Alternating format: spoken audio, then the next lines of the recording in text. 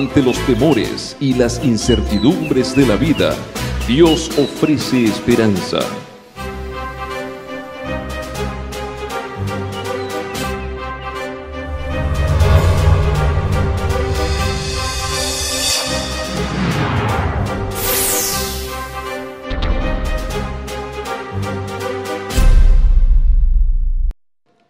Hola queridos amigos y bienvenidos a tu programa Encontrando Esperanza para el mundo de hoy, donde el día de hoy, Josías, nos vamos a deleitar aquí con la presencia de Jesús y también con un tema muy especial. Y un tema muy impactante, Sandra, amigos televidentes, y te invitamos desde ya para que nos sintonices y que llames a tus familiares, a tus conocidos, a tus amigos, a tus vecinos y les digas que el Pastor Canales está a punto de dar un tema especial. Así es, pero antes de entrar en el tema, que es un tema muy interesante, por cierto, me gustaría darle una cordial bienvenida a toda la preciosa gente aquí de Dallas-Fort Worth, Texas. Así que cada uno de ustedes, por favor, sean bienvenidos a su casa de adoración. Así es, cada uno de ustedes siéntase como en casa. ¿Y de qué se trata el tema hoy, Sandra? Bueno, es un tema con un título bastante interesante. Cuando me lo dijo el pastor Canales, me sonrí un poco, pero bueno, ya aprenderemos un poco. Pero dice, el carnero, el macho cabrío y el cuerno pequeño. Suena como a ganadería. ¿Será de que el pastor está cambiando su temática? Ay, espero que no, pero me dice que va a estar bestial, así que no sé. Bueno, y en música, ¿qué tenemos, Sandra? Porque tenemos un especial para hoy, ¿verdad? Sí, a mí me encantan los cuartetos, por cierto, como ustedes, nuestros queridos televidentes lo saben, me fascina la música y los cuartetos, pues no se diga. Por el título se llama Llegó la hora. Con ustedes, el cuarteto.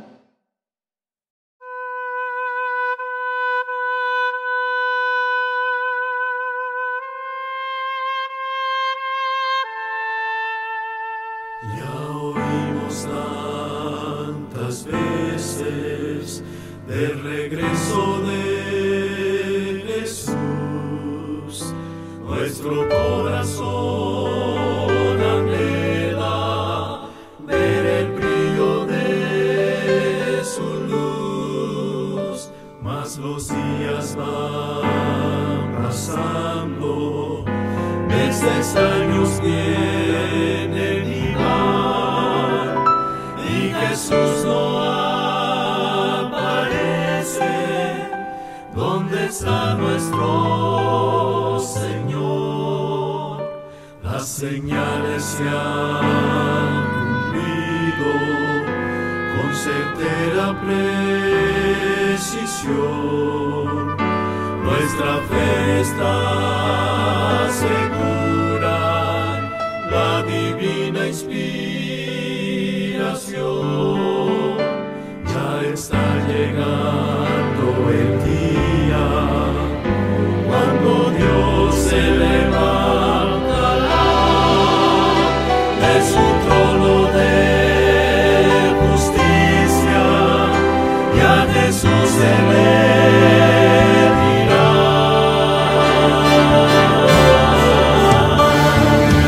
Hijo, ven, llegó la hora. Hijo, ven, sin más demora, ve a buscar a mis amados, aquellos por los que tú moriste en la cruz. Hijo, ven,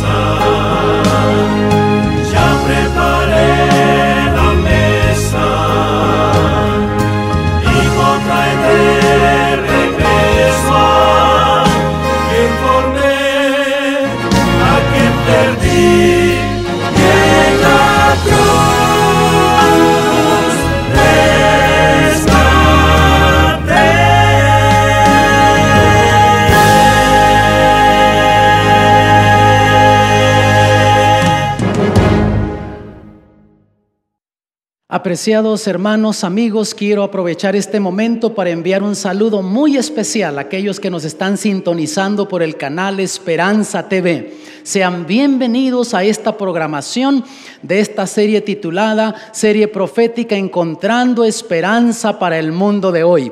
También queremos darles una bienvenida a todos los que se encuentran aquí con nosotros en Fort Worth, Texas. Gente linda, gente hermosa que ha decidido venir y participar de esta programación en este lugar. Tenemos un tema muy especial que se titula El carnero, el macho cabrío y el cuerno pequeño. Quiere decir que va a ser un tema bestial que vamos a estar estudiando en esta ocasión. Vamos a ir al libro de Segunda de Pedro, capítulo 1, versículos 20 y 21, y leemos lo siguiente: entendiendo primero esto, que ninguna profecía de la Escritura es de particular interpretación. ¿Qué nos dice aquí el apóstol Pedro? Un principio para estudiar la profecía bíblica: que ninguna profecía es de particular interpretación. O sea, yo no puedo decir lo que yo creo, darle mi interpretación personal.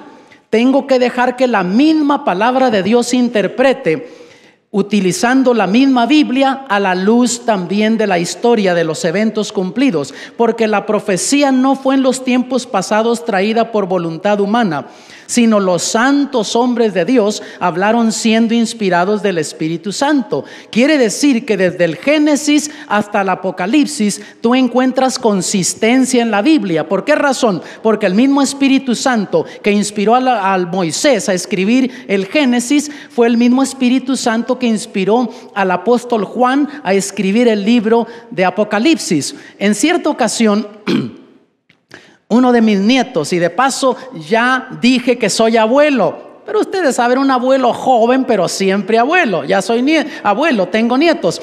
Estaba armando un rompecabezas y lo miré medio frustrado a mi nieto. Y me le quedé observando y me decía él: Grandpa, it doesn't fit. No entra aquí esta pieza, abuelo, me decía. Yo me quedé viendo y le dije: la razón por lo que no entra es porque no va allí. Y yo agarré la pieza que debería de ir allí, le dije: prueba esta, y solita entró, no tuvo que forzarla. Así es la profecía bíblica. Cuando tú dejas que ella misma se interprete y que la misma Biblia te vaya dando las piezas del rompecabezas, no tienes que forzar la profecía bíblica. Cuando tú le das tu propia interpretación es cuando tienes que estarla forzando y descubres que no encaja, algo no entra. Y es cuando hasta hay gente que piensa que la Biblia se está contradiciendo, pero la Biblia no se contradice. Entonces vamos a ir a la Biblia en esta ocasión y dejar que la misma Biblia nos hable sobre el mensaje del capítulo 8 del libro de Daniel. Y como hemos estado repitiendo en esta serie, si está en la Biblia, yo lo creo. Si no está en la Biblia, no es para mí. Ustedes que nos ven desde sus hogares, únanse a nosotros. Vamos a repetir una vez más: si está en la Biblia, yo lo creo. Si no está en la Biblia, no es para mí. Leyendo ahí en Daniel capítulo 8 versículo 1, comienza así el mensaje: en el año tercero del reinado del rey Belsasar, me apareció una visión a mí, Daniel, después de aquella que me había aparecido antes. ¿De qué otra visión está haciendo referencia aquí Daniel? De la del capítulo 7. Y él dice que aquí es en el tercer año del reinado del rey Belsasar de Babilonia. Por lo tanto, esto nos ubica en el año 551. La visión del capítulo 7 la recibe 2 años antes, en el primer año del reinado de Belsasar, en el año 553. Aquí estamos en el año 551, antes de que naciera nuestro Señor Jesucristo. Y vean lo que dice en el versículo 2: vi en visión, y aconteció cuando vi que yo estaba en Susán, que es cabecera del reino en la provincia de Persia. Vi pues esta visión estando junto al río Ulai. Daniel se encuentra en la ciudad de Babilonia, pero Dios le da una visión aquí, y él en visión se ve estando en la ciudad de Susán, que era la capital del imperio de los medos y los persas, y él se encuentra viendo esa visión al lado del río, dice Ulai. Ahora, si vamos a un mapa de ese lugar, vemos que Irak, allí es donde estaba el reino de Babilonia. Y entonces Medo-Persia, Susán, estaba en lo que ahora entendemos como el país de de Irán. Entonces, estando en lo que diríamos Irak, en Babilonia, Dios le da la visión a él y se ve estando en el país lo que ahora sería Irán, que era en aquel entonces el imperio de Medo-Persia. Versículos 3 y 4 dice: y alcé mis ojos y miré, y he aquí un carnero que estaba delante del río, el cual tenía 2 cuernos. Y aunque eran altos, el uno era más alto que el otro, y el más alto subió a la postre. Y vi que el carnero hería con los cuernos al poniente, al norte, al mediodía, y que ninguna bestia podía parar delante de él, ni había quien escapase de su mano, y hacía conforme a su voluntad, y engrandecíase. Aquí Daniel en visión entonces ve que un carnero con 2 cuernos, un cuerno más alto que el otro, y nadie le podía hacer frente. No había bestia que pudiera parársele enfrente porque los estaba venciendo. Pero ahora el versículo 5 dice: y estando yo contemplando, he aquí un macho de cabrío venía de la parte del poniente sobre la haz de toda la tierra, el cual no tocaba la tierra, o sea, venía con rapidez. Y tenía aquel macho de cabrío un cuerno notable entre sus ojos. Versículos 6 y 7. Y vino hasta el carnero que tenía los 2 cuernos, al cual había yo visto que estaba delante del río, y corrió contra él con la ira de su fortaleza. Y vi lo que llegó junto al carnero, y levantóse contra él e hiriólo y quebró sus 2 cuernos, porque en el carnero no había fuerzas para parar delante de él. Derribólo por tanto en tierra y hollólo, ni hubo quien librase al carnero de su mano. Ahora vemos que aquel carnero que nadie podía detener, ahora viene este macho de cabrío, un chivo, y ese lo vence y lo echa a tierra. Versículo 8 dice: y engrandecióse en gran manera el macho de cabrío, y estando en su mayor fuerza, aquel gran cuerno fue quebrado, y en su lugar subieron otros 4 maravillosos hacia los 4 vientos del cielo. Qué interesante, estando en su cumbre, este macho cabrío ve que le quiebran ese cuerno grande que tenía, y entonces salen 4 diferentes para los 4 puntos del cielo. Qué interesante, acá hay varios simbolismos proféticos. Vamos a comenzar con esto. ¿Qué simboliza una bestia en profecía bíblica? Si tú nos has estado sintonizando en los estudios pasados, sin duda tú ya sabes que el mismo libro de Daniel nos da la pieza del rompecabezas para saber qué simboliza bestia en profecía bíblica. Por ejemplo, si vamos al capítulo 7 de Daniel, versículo 23, leemos lo siguiente. Dice así: la 4ª bestia será un 4º reino en la tierra. Por lo tanto, estamos claros que bestia simboliza en profecía bíblica reino, imperio, poder político, nación en algunos casos. Ahora, en los versículos 15 y 16 comienza a dar explicación de esta visión. Antes de que siga adelante, déjenme aclarar cómo está estructurado el capítulo 8 del libro de Daniel. Tiene 27 versículos, del 1 al 14 es la visión que Daniel recibe. Ahora, de los versículos 15 al 27 es donde viene la explicación de esta visión que Daniel recibe. Y aquí comienza parte de la explicación de la visión. Dice así: y acaeció que estando yo, Daniel, considerando la visión, o sea, hasta el versículo 14 él ya recibió la visión, pero estaba tratando él de entender qué significaría todo eso. Y buscando su inteligencia, he aquí como una semejanza de hombre se puso delante de mí. Y oí una voz de hombre entre las riberas de Ulai que gritó y dijo: Gabriel, enseña la visión a este. Se le da la orden a Gabriel, o sea, al ángel Gabriel, que vaya y le comience a dar la explicación de la visión a Daniel. Pero noten que dices que uno como hombre, y tenía voz de hombre. Cuando tú lees, sobre todo en el Nuevo Testamento, descubres por lo menos 86 veces con referencia al Hijo del Hombre, o uno con semejanza de hombre. En el Apocalipsis así lo describe también, y es nuestro Señor Jesucristo. Por lo tanto, el Señor Jesús se le aparece allí al profeta Daniel, así como se le apareció en algunas ocasiones en el libro de Apocalipsis al apóstol Juan, y le da la orden al ángel Gabriel que le comience a explicar a Daniel la visión.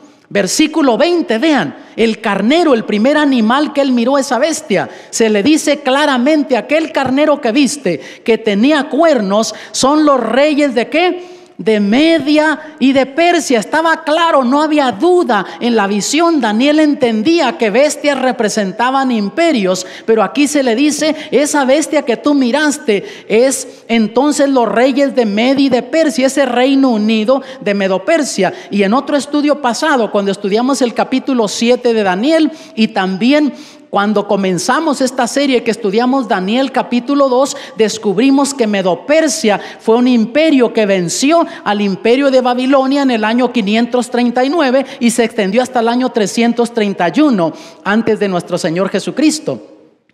Versículos 21 y 22. Y el macho cabrío es el rey de Grecia, y el cuerno grande que tenía entre sus ojos es el rey primero, y que fue quebrado. Y sucedieron 4 en su lugar. Significa que 4 reinos sucederán de la nación, mas no en la fortaleza de él. No había duda. También se le dice claramente a Daniel que ahora este macho cabrío es Grecia, y el cuerno grande que tenía era el rey primero de ese imperio que venció, que estableció a Grecia como el tercer imperio mundial. Por lo tanto, históricamente está comprobado que Grecia reinó desde el año 331 antes de nuestro Señor Jesucristo y se extendió hasta el año 168 antes de nuestro Señor Jesucristo. Cuando estudiamos Daniel 2 y Daniel 7, descubrimos que Dios estaba mostrando el surgimiento y la caída de los imperios. Daniel 2, Daniel 7 y también Daniel 8, que estamos estudiando en esta ocasión, es lo que se le llaman profecías paralelas. O sea, van abarcando el mismo periodo de tiempo en la historia. Nada más que en cada una de ellas Dios nos va mostrando diferentes aspectos de la historia. Y cuando tú lees todo, entonces tienes un cuadro completo de lo que Dios está presentando. Cuando estudiamos Daniel 2, descubrimos que en aquella grande imagen, la cabeza de oro era Babilonia. En Daniel 7 era el león, la primera bestia que Daniel miró. Luego venía Medo-Persia. En la imagen, brazos y pechos de plata, era Medo-Persia. En Daniel 7 era la segunda bestia, el oso. Luego venía Grecia, muslos y vientres de bronce en la imagen de Daniel 2, pero en Daniel 7 era el leopardo con 4 cabezas y 4 alas de ave. Luego venía el imperio romano, piernas de hierro en la imagen de Daniel 2. En Daniel 7 la bestia espantosa de hierro con 10 cuernos. Luego los 10 dedos de la imagen, parte de hierro, parte de barro cocido, era la división del imperio romano. En Daniel 7 tienes tú los 10 cuernos de la imagen, de la bestia, que es cuando se divide el imperio romano en las naciones europeas. Daniel 2 no menciona esto siguiente. Daniel 7 sí. Dios allí comienza a mostrar el aspecto político religioso de Roma, ilustrándolo con el cuerno pequeño que surgía en Daniel 7, que fue Roma papal en la historia, que reinó desde el año 538 hasta el año 1798 de nuestra era. Ahora noten algo interesante. En Daniel 8 se le dice así: aquel carnero que viste, que tenía cuernos, son los reyes de Media y Persia. En Daniel 2 y Daniel 7, Dios toma como punto de partida el primer imperio mundial, Babilonia, para ir ilustrando el surgimiento y la caída de los imperios. Pero cuando llega al capítulo 8, Dios no utiliza a Babilonia como punto de partida, sino ahora es a Medo-Persia. ¿Por qué razón? Porque ya estaba por caer el imperio de Babilonia y surgir en la historia Medo-Persia. Entonces Dios utiliza en el capítulo 8 para ilustrar el surgimiento y la caída de los imperios, usa como punto de partida a Medo-Persia.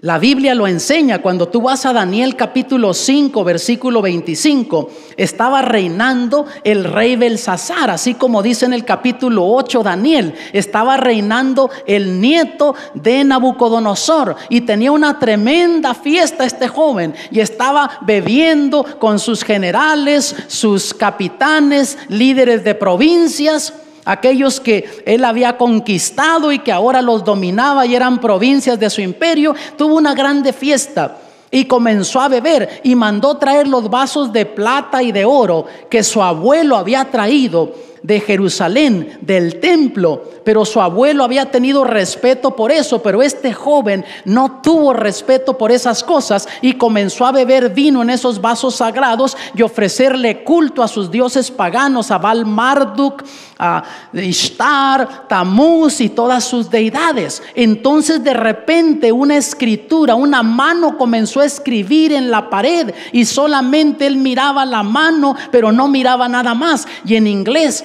esa es una expresión muy común cuando a alguien ya le viene un juicio encima. ¿Qué dicen? He saw the writing on the wall. Viene de esto, viene de la Biblia, de esa experiencia, ¿no? Porque miró la escritura en la pared, ya le venía el juicio. Y sabes una cosa interesante, Dios quería manifestarse en la vida de este joven rey, y este joven rey escuchó de su abuelo, de su padre. Pero ¿qué te dice eso? Que tú como padre puedes hacer todo lo que puedas para ayudar a tus hijos, pero eventualmente ellos tienen que establecer su propia relación con Cristo Jesús. Dios no conoce nietos, Dios tiene solamente hijos, y eventualmente el joven, el adolescente tiene que establecer su propia relación con Cristo Jesús. Tú puedes enseñarle y puede tener el conocimiento intelectual de lo que debe de hacer y de lo que no debe hacer, pero no necesariamente la convicción espiritual para ponerse del lado de la verdad y no hacer lo malo. Y es lo que le pasó a este rey joven. Y mandó traer a sus magos, astrólogos. Tú puedes leer eso en el capítulo 5 de Daniel. Y no le podían decir qué representaba eso. Y su madre le habló y le dijo: hay un varón que puede revelar estos misterios. Y le habló de Daniel. Y sin duda Belsasar lo conocía. Ya no era un jovencito Daniel, como cuando le reveló el sueño al abuelo de Belsasar, a Nabucodonosor. Ya era un anciano Daniel. Y viene y le dice ahí, dice: Mene, mene, tekel uparsin. ¿Y qué quiere decir eso? Mene, contó Dios tu reino y le ha puesto fin. Tekel, pesado has sido en balanza y fuiste hallado falto. ¿Ves? Dios le dio oportunidad tras oportunidad. Y mi amado, que Dios sea paciente, y la Biblia lo dice, que Dios es paciente, no queriendo que nadie perezca. Pero sabes tú, llega un momento que si tú insistes en rechazar el amor de Dios, Dios dice: muy bien, no quieres nada conmigo. Dios se echa para atrás. Y eso pasó con este joven rey. Dios lo había estado protegiendo su reino. Siguió rechazando el amor de Dios. Dijo Dios: muy bien, yo me retiro. Entonces le dice: Pérez, tu reino ha sido roto y dado a los medos y a los persas. Y esa misma noche, cuando Dios le profetizó eso, ya el ejército de los medos y los persas se encontraba fuera de la ciudad, habían rodeado la ciudad. Y como había fiesta, a lo mejor los centinelas aún estaban descuidados, despreocupados de ese ejército que, conforme la profecía bíblica en Daniel 2, era inferior a Babilonia. ¿Qué les iban a hacer?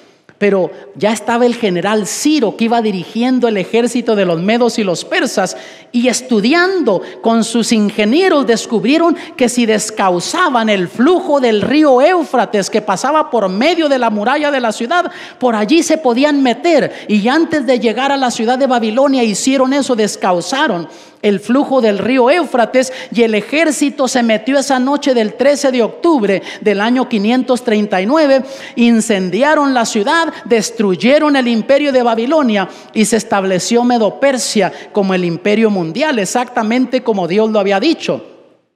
Versículo 21 dice: y el macho cabrío es el rey de Grecia, y el cuerno grande que tenía entre sus ojos es el rey primero. Y ese cuerno que tenía en sus ojos, ese cuerno grande, el rey primero, fue Alejandro el Magno, que quedó en la historia como uno de los generales más sobresalientes, estrategas en la guerra. Un joven que a los 25 años ya casi había conquistado a todo el mundo.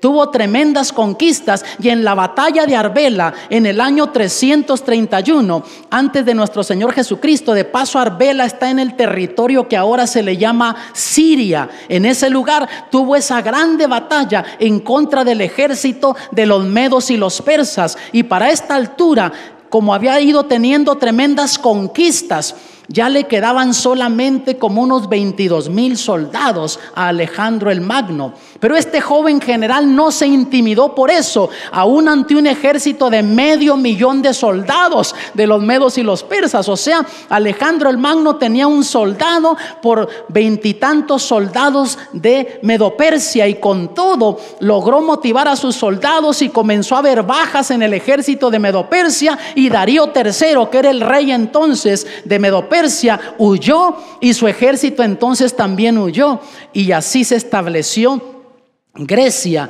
como el tercer imperio mundial. Pero ahora mira el versículo 22: y que fue quebrado y sucedieron 4 en su lugar. Significa que 4 reinos sucederán de la nación, mas no en la fortaleza de él. Muere Alejandro el Magno, y la historia cuenta que fue alrededor de los 32 años que murió. Hay diferentes versiones. La que se cuenta más es que se puso una tremenda borrachera este chavo. Se emborrachó, y pues de la cruda, como dicen en México, se murió, no amaneció la siguiente mañana. Entonces sus 4 generales que controlaban, le ayudaban: Seleuco, Silimaco, Casandro y Ptolomeo. Se dividieron el imperio. Seguía siendo Grecia, pero en 4 provincias. Seleuco toma el territorio del este, de todo el territorio que controlaba Medopersia. Silimaco toma el territorio norte. Casandro toma el territorio del oeste, y Ptolomeo toma el territorio del sur. Ahora el versículo 9, vean: y del uno de ellos salió un cuerno pequeño, el cual creció mucho al mediodía y al oriente y hacia la tierra deseable. De uno de esos 4 vientos del cielo, porque dice que se esparcieron para los 4 vientos del cielo, de uno de esos lugares vino uno, dice, que era un cuerno pequeño, pero que creció mucho para el mediodía, el oriente y hacia la tierra deseable.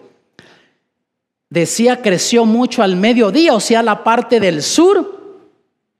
Creció al oriente, al este, y creció hacia la tierra deseable, hacia Palestina. Entonces, hermanos, crece hacia el sur, conquista el territorio de Egipto. Crece también hacia el oriente, hacia el este, Grecia, Siria y Asia Menor, y también hacia la tierra deseable, Palestina. Y históricamente está comprobado que eso fue el imperio romano, que vino del territorio del oeste conquistando, y logró así conquistar todo este territorio. Y Roma reinó desde el año 168 antes de nuestro Señor Jesucristo hasta el año 476 de nuestra era. Ahora vean los versículos 10 al 12. Y engrandecióse hasta el ejército del cielo, y parte del ejército y de las estrellas echó por tierra y los holló. Aún contra el príncipe de la fortaleza se engrandeció, y por él fue quitado el continuo sacrificio, y el lugar de su santuario fue echado por tierra. Y el ejército fue el entregado a causa de la prevaricación sobre el continuo sacrificio, y echó por tierra la verdad, e hizo cuanto quiso, y sucedióle prósperamente. Aquí hay varios simbolismos que aparecen en los versículos 10 al 12 de Daniel capítulo 8. Hay quienes han querido aplicar esta profecía a un rey seleucita, de la dinastía de los seleucitas, sería más o menos, de Seleuco, de ese territorio donde Seleuco conquistó. Porque vean lo que dice en la explicación, los versículos 23 al 25. Y al cabo del imperio de estos, O sea, cuando estuviesen ya por caer, terminando el dominio de estos 4 generales que se habían dividido el imperio de Grecia en esas 4, de Grecia, sí, en las 4 provincias. Entonces dice: levantaráse un rey altivo de rostro y entendido en dudas, y su poder se fortalecerá, mas no con fuerza suya, y destruirá maravillosamente, y prosperará, y hará arbitrariamente, y destruirá fuertes y al pueblo de los santos. Y con su sagacidad hará prosperar el engaño en su mano, y en su corazón se engrandecerá, y con paz destruirá a muchos. Y contra el príncipe de los príncipes se levantará, mas sin mano será quebrado. Y hay quienes le han tratado de aplicar esta profecía a un rey de esa dinastía del territorio de Seleuco, los Seleucita de ese territorio, a Antíoco Epífanes. Quedó en la historia desde el año 168 hasta el año 165 antes de Cristo. 3 años y 10 días que hizo él. Para comenzar, invadió Palestina e Israel. Y este rey Seleucita puso en el santuario de Dios, en el templo de Jerusalén, una imagen del dios Zeus, ese dios griego. Lo puso ahí. Y por 3 años y 10 días estuvo así. Pero 10 días después de que hizo eso, hizo otra cosa más. Comenzó a ofrecer sacrificios en el altar del templo de Dios de animales inmundos, cuando Dios había mandado al pueblo de Dios que ofrecieran corderos sin mancha, animales limpios. Él comenzó a ofrecer animales inmundos, puercos ahí, para de esa forma pisotear al pueblo de Dios, maltratar al pueblo de Dios. Y por 3 años estuvo haciendo esto. Y hay gente que dice: esa profecía está hablando de él. Pero hermanos, si analizamos esto para comenzar, recuerden que decía que de uno de esos territorios, de uno de esos puntos, vendría otro. Quiere decir que no iba a ser de esos 4 generales que se habían dividido el imperio de Grecia en provincias. Iba a ser otro, y este era el rey de ese territorio Seleucita. Por lo tanto, no podía ser él. Y otra razón que está clara: el Señor Jesús habló de la profecía de Daniel. Y noten que él habló como que todavía no había dado cumplimiento. Eso lo dijo el Señor Jesús en el año 31. Vean, si vamos a Mateo capítulo 24, el Señor Jesús comienza a hablar de las señales de la destrucción de Jerusalén y también señales del fin del mundo. Y en los versículos 15 al 18 dijo el Señor Jesús: por tanto, cuando veáis en el lugar santo la abominación desoladora de que habló el profeta Daniel, el que lee entienda. Y de paso, el Señor Jesús estaba haciendo referencia a esa profecía de Daniel 8, y está haciendo referencia como que estaba en el futuro todavía. Para el tiempo de Jesús no se había cumplido, y estamos hablando aquí entonces del año 27. Todavía no había muerto el Señor Jesús en la cruz del Calvario, estaba por morir, y esta profecía todavía no se había cumplido. Y entonces Antíoco Epífanes, él vivió 160 y tantos años antes del Señor Jesús. Por esa razón yo estoy convencido que no está hablando de él, aunque hizo atrocidades en contra del pueblo de Dios, pero esa profecía no habla de él. Y hay cristianos que se agarran solamente de un versículo bíblico y no ven todo el contexto bíblico, y pues llegan a conjeturas, llegan a conclusiones cuando no está hablando el Señor Jesús o la profecía no hablaba de él. Entonces dice: los que estén en Judea huyan a los montes, el que esté en la azotea no descienda a tomar algo de su casa, y el que esté en el campo no vuelva atrás a tomar su capa. ¿Qué estaba diciendo el Señor Jesús? Cuando vieran que la ciudad de Jerusalén fuera rodeada por los ejércitos enemigos, que ellos en cuanto pudieran huyeran de la ciudad, porque el Señor Jesús sabía que vendría grande destrucción sobre la ciudad. Y los cristianos huyeron, pero la historia cuenta que los judíos no hicieron eso, y el ejército romano con el general Tito en el año 70 después de nuestro Señor Jesucristo destruyó, hermanos, la ciudad, el templo, masacró alrededor de 500,000 de judíos en la ciudad de Jerusalén y también en todo el territorio de Judea.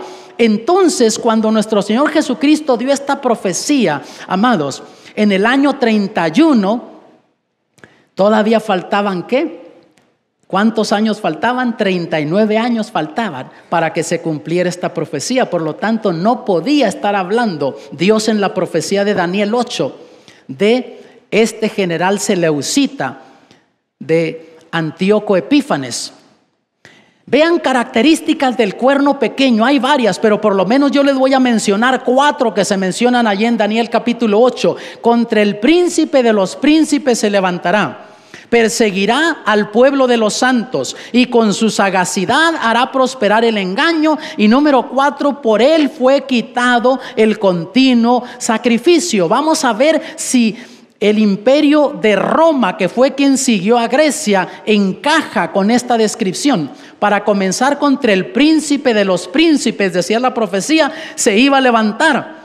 ¿Y qué sucedió cuando el Señor Jesús fue condenado a muerte? El imperio romano, con ese emperador romano Poncio Pilato, condenó a Jesús a muerte. Él fue llevado al Calvario y fueron soldados romanos. Fue clavado en la cruz por el imperio romano, en una cruz romana con los soldados romanos. Por lo tanto, esa primera clave encaja. La segunda, perseguiría al pueblo de los santos, decía la Biblia. Y así sucedió, hermanos. Descubrimos que ya terminando el primer siglo de la historia de la iglesia cristiana, había crecido tanto el cristianismo que emperadores como Domiciano, Diocleciano, Decio y Nerón prohibieron el cristianismo en el imperio romano y comenzaron a hacer tremendas persecuciones en contra de los cristianos y persiguieron al pueblo de Dios, al pueblo de los santos. Y amados, se cuenta una historia que en cierta ocasión Nerón mandó que incendiaran un patio, no un patio, sino un terreno que él tenía donde sembraban y eso, mandó que lo incendiaran para limpiarlo. Y se les salió de la mano el fuego, hermanos, a los que estaban quemando ahí, y se incendió prácticamente toda la ciudad de Roma. ¿Y qué hizo Nerón? Culpó a los cristianos, dijo que los cristianos habían incendiado la ciudad y hubo una persecución mayor todavía entre ellos. Y en la historia hay un relato muy interesante de un cristiano llamado Marciano. Y la historia cuenta que fue llevado ante Nerón, ante el César de Roma, y fue llevado al circo romano. No les voy a decir toda la poesía porque ahora lo tienen en poesía. Pero cuando fue llevado ante Nerón y acusado por haber incendiado a Roma, él dijo, este cristiano Marciano dijo: César, miente quien afirma que a Roma he sido yo quien prendió fuego. Mas si mi delito es ser cristiano, haces bien en matarme, porque es cierto, creo en Jesús y practico su doctrina. Y la prueba mejor de que en él creo es que en vez de odiarte, te perdono. Y al morir por mi fe, muero tranquilo. Y la historia dice que en ese momento soltaron un león hambriento. Y ese león vino directo a Marciano, pero Marciano, con una tranquilidad, con una fe en Dios, se le quedó viendo a los ojos al león. Y por unos momentos ese león titubeó, como si le tuviera temor a Marciano, pero por fin venció su instinto de fiera y le cayó encima a Marciano y comenzó a devorarlo. Y aún en sus últimos alientos de vida seguía gritando: Nerón, te perdono; César, te perdono; César, te perdono. Ahora la profecía decía: y con su sagacidad hará prosperar el engaño. Y vemos que ya en la historia del Imperio Romano, entrando al cuarto siglo de la historia, aparece ese emperador que quedó en la historia como uno de los emperadores más importantes y más también astuto en la historia. En el año 313 después de nuestro Señor Jesucristo, toma el trono el emperador Constantino. Y él, en vez de perseguir a los cristianos, como habían hecho todos los emperadores antes que él, más bien él hizo del cristianismo la religión oficial del imperio de Roma, del imperio romano. Pero a un precio mezcló un tipo de religión cristiano-pagana. Miren el libro del desarrollo de la doctrina cristiana, lo que dice, página 372. Relata Eusebio que Constantino, para presentar la nueva religión a los paganos, introdujo los ornamentos exteriores de los cuales estaban acostumbrados. Hasta el cuarto siglo de la historia cristiana, los cristianos no usaban imágenes en el culto. Adoraban, como dijo Jesús en Juan capítulo 4, en espíritu y en verdad. Pero ahora Constantino introduce imágenes en el culto y les dice que es para recordar a los apóstoles, a los fundadores de la iglesia cristiana, y les dice que esta es la imagen de Pedro. Pero ¿era la imagen de Pedro, amados? Era la imagen del dios Júpiter que adoraban los romanos paganos. Y ahora estos paganos que se unen a esa nueva religión se sentían felices al estar en ese tipo de templos con imágenes que ellos ya conocían y que adoraban en sus templos paganos. Luego viene el edicto de Constantino en el año 321 después de nuestro Señor Jesucristo, y decía así: en el venerable día del sol, que los magistrados y la gente que reside en las ciudades descansen y que todos los talleres sean cerrados. Aquí en la historia por primera vez se emite una ley dominical donde decía que se tenía que guardar el domingo. Y los cristianos hasta entonces habían estado guardando el sábado, como la Biblia enseña, como Jesús guardó, como Jesús nos dio ejemplo. Pero entonces la mayoría, no todos los cristianos, pero la mayoría siguieron lo que Constantino les dijo. Él les dijo que bueno, como Jesús resucitó en domingo, pues ahora ese era el día que se iba a adorar, en el que se iba a adorar. Y pues los paganos se sentían felices. ¿Por qué? Noten que no dice domingo ni primer día de la semana, dice que el venerable día del sol. Porque los paganos en el primer día de la semana adoraban al dios sol. En inglés, por ejemplo, en español, domingo no nos dice nada, pero Sunday, ¿qué quiere decir? Día del sol. Y en muchos idiomas todavía lleva el nombre original, Día del Sol, porque en la historia las culturas paganas en el primer día de la semana adoraban al dios sol. Y así notan cómo él fue metiendo el error. Versículo 12 de Daniel 8, hablando de eso, que dice: y echó por tierra la verdad e hizo cuanto quiso, y sucedióle ¿qué? Prósperamente. Lo que no lograron los otros emperadores por medio de la persecución, aquí entonces Constantino lo logra por medio del engaño. También decía que por él fue quitado el continuo sacrificio por medio del imperio romano, y así sucedió. El general Tito destruye el templo en el año 70 después de nuestro Señor Jesucristo. Por lo tanto, vemos que encaja con el imperio romano ese otro cuerno que salió después de aquellos 4.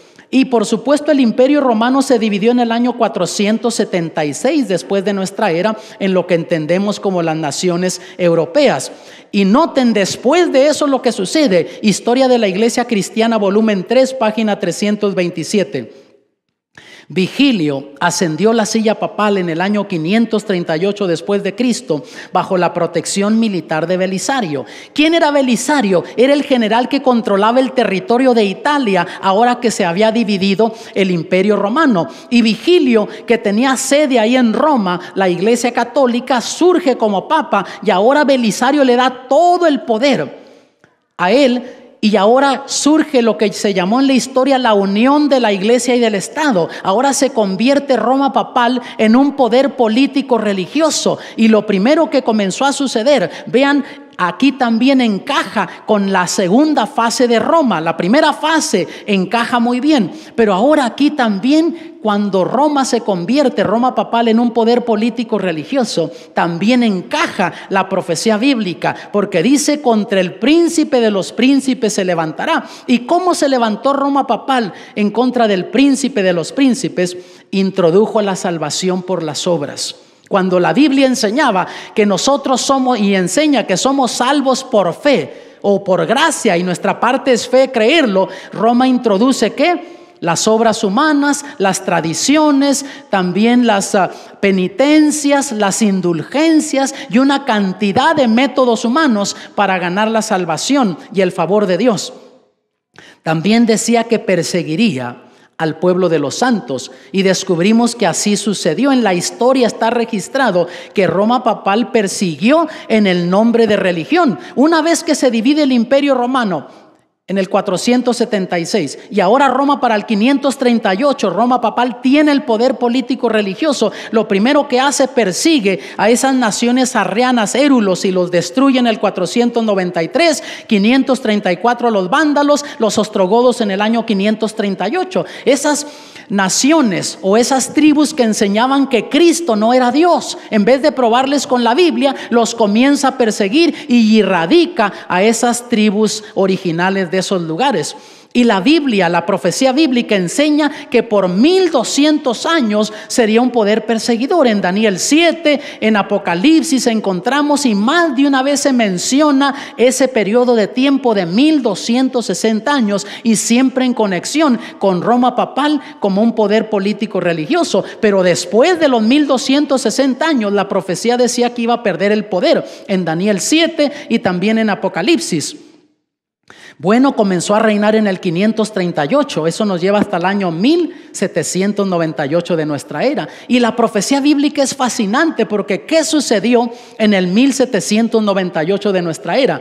Para entonces ya estaba surgiendo en Francia como potencia, o en Europa como potencia, Francia, y Napoleón quería ser un imperio mundial y sabía que su única esperanza de lograrlo era destruir ese poder político religioso que por siglos había tenido influencia y poder en todo el mundo. Mira lo que dice la Enciclopedia Americana, la edición 1941. En 1798 Berthier era el general de Napoleón.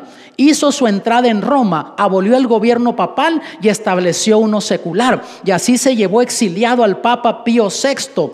Ahí de Roma se lo llevó a Francia y allá murió, y se cumplió la profecía que perdería el poder.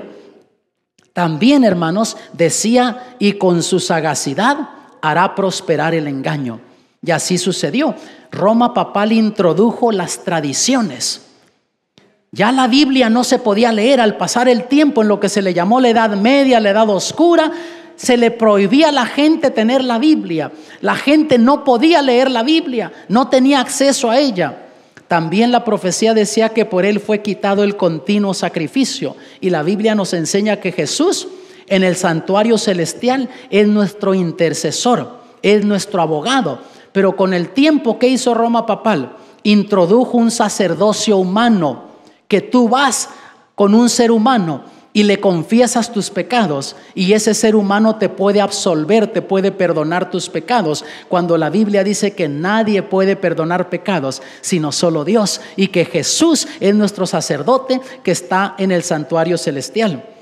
Daniel 8, versículos 13 y 14 dicen: entonces oía un santo que hablaba, y otro de los santos preguntó a aquel que hablaba: ¿hasta cuándo durará la visión del continuo sacrificio y la prevaricación asoladora, entregando el santuario y el ejército para ser pisoteados?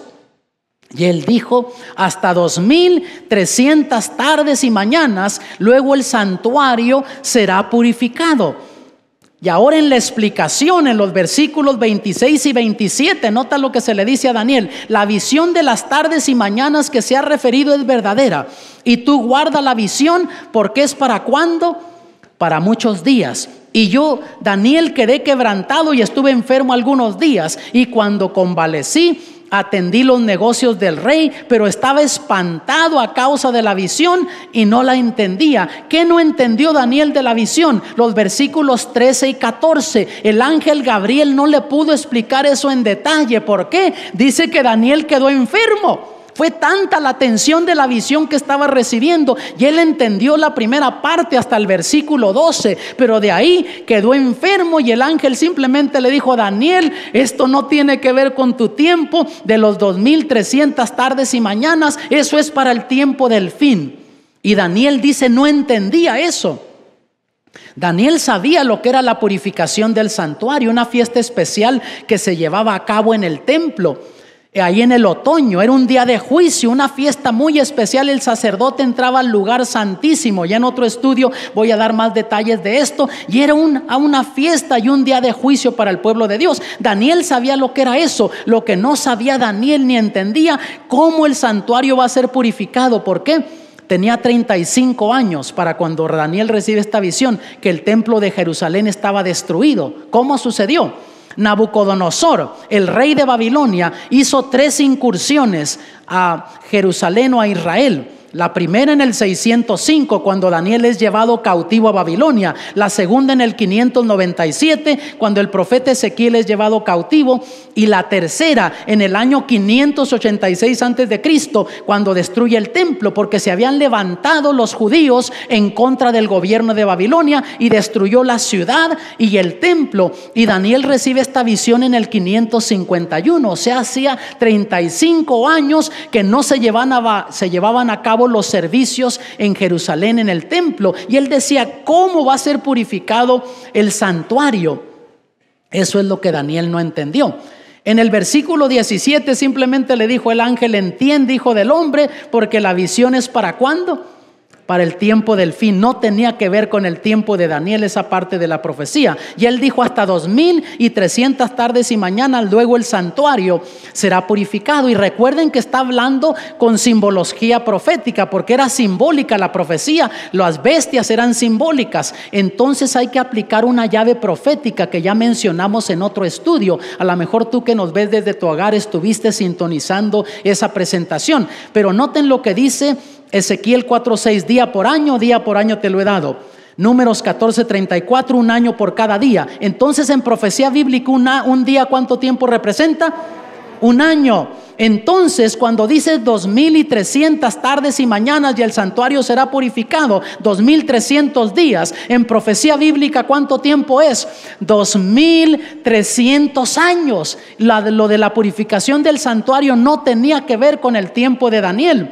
Aún vean Hebreos 8:5, los cuales sirven a lo que es figura y sombra de las cosas celestiales. O sea, está diciendo el apóstol Pablo aquí en Hebreos que todos esos utensilios del templo servían como una figura, como una ilustración de las cosas que están en el cielo. Como se le advirtió a Moisés cuando iba a erigir el tabernáculo, diciéndole: mira, haz todas las cosas conforme al modelo que se te ha mostrado en el monte. Y luego en Hebreos 9:24, porque no entró Cristo en el santuario hecho de mano, figura del verdadero, sino en el mismo cielo, para presentarse ahora por nosotros en la presencia de Dios. Y de ese santuario es de lo que se le estaba hablando a él, y se le dijo que eso era para el tiempo del fin. Esas 2300 tardes, días de tarde y de mañana, y el santuario sería purificado. Y ya vamos a ver el miércoles de la profecía de Daniel 9, cómo podemos saber cuándo comenzaban a contar esos 2300 años y cuándo terminan. Pero ya les voy adelantando y diciéndoles que ahora tú y yo estamos viviendo en los últimos momentos de la historia de este mundo. Ahora en el cielo se está llevando a cabo ese juicio que en Apocalipsis dice que vivimos en la hora del juicio de Dios. Daniel 2, Daniel 7 y Daniel 8 son profecías paralelas. Daniel 8 no menciona Babilonia. ¿Por qué? Ya estaba por caer el imperio. Pero pasas a Medo-Persia, en Daniel 2 se menciona, Daniel 7 y en Daniel 8 también. Pasas a Grecia, también se menciona en Daniel 2, Daniel 7, Daniel 8. Pasas a Roma, Imperio Romano, Daniel 2 lo menciona, Daniel 7 lo menciona, Daniel 8 también. Pasas a las naciones europeas, Daniel 2, Daniel 7 lo mencionan, Daniel 8 no lo menciona. Pasas a Roma papal, Daniel 2 no hace referencia de eso, Daniel 7 lo menciona, Daniel 8 lo menciona también. Y concluye en Daniel 2, versículo 44, y dice: en los días de estos reyes levantará el Dios del cielo un reino que nunca jamás se corromperá, y será dejado a otro pueblo este reino, el cual desmenuzará y consumirá todos estos reinos, y él permanecerá para siempre. Y ese reino es la venida del Señor Jesús en gloria. En Daniel 7 concluye de esta manera: empero se levantará el juez y quitaránle su señorío para que sea destruido y arruinado hasta el extremo. Él ve cómo ese poder político religioso en la historia persiguió, pero dice: se va a levantar el juez y entonces se le va a dar el señorío, y que el reino y el señorío y la majestad de todos los reinos debajo de todo el cielo se ha dado al pueblo de los santos del Altísimo, cuyo reino es reino eterno, y todos los señoríos le servirán y obedecerán. Y en el capítulo 8 concluye así, versículos 24 y 25: y su poder se fortalecerá, mas no con fuerza suya, y destruirá maravillosamente y prosperará, y hará arbitrariamente y destruirá fuertes y al pueblo de los santos. Y con su sagacidad hará prosperar el engaño en su mano, y en su corazón se engrandecerá, y con paz destruirá muchos. Y contra el príncipe de los príncipes se levantará, mas sin mano será quebrantado. Dios tomaría control y destruiría ese poder, y entonces Cristo Jesús también vendría en gloria por su iglesia. Ven cómo las tres profecías hablan de lo mismo, son profecías paralelas y concluyen con Jesús viniendo en gloria y dándole el reino a los santos del Altísimo. Tú que estás allá desde tu hogar, Dios quiere que tú seas parte de los santos del Altísimo, te quiere dar parte en su reino, quiere bendecirte. Esta profecía, más que simbolismos, no te pierdas en los simbolismos. Ve a Dios dirigiendo la historia y al fin viniendo por su iglesia, apareciendo Jesús en gloria para darnos el reino eterno. Que Dios te bendiga y te guarde allá en tu hogar. Ya en unos segundos vamos a estar saliendo de esta transmisión, pero te esperamos en la próxima presentación. No te lo pierdas, va a ser un tema interesantísimo de Daniel 9, la hora del juicio de Dios.